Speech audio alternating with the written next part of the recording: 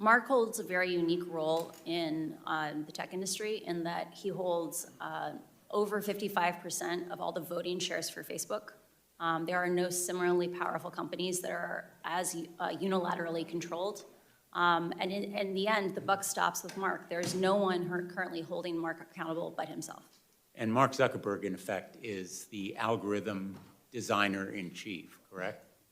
I received an MBA from Harvard, and they emphasized to us that we are responsible for the organizations that we build. Mark has built an organization that is very metrics-driven. It is intended to be flat. There is no unilateral responsibility. The metrics make the decision.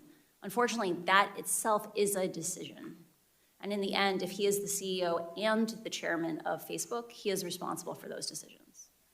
The buck stops with him. The buck stops with him. And speaking of the buck stopping, you have said that Facebook should declare moral bankruptcy. I agree. Yeah.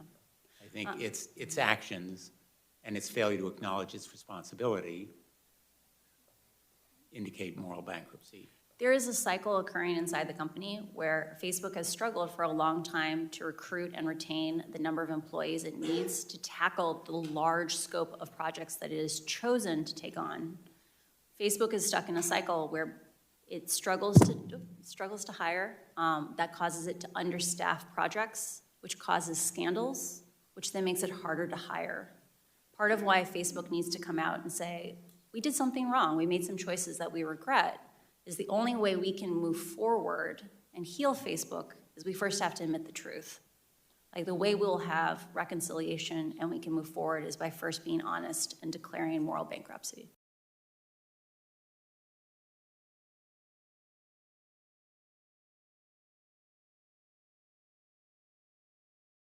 Thanks for watching Bloomberg Quicktake Now. Subscribe to our channel to see the biggest stories the moment they happen from around the world, and tune in to our 24/7 live stream for global news coverage, interviews, deep dives, shows, and documentaries on the stories you care about.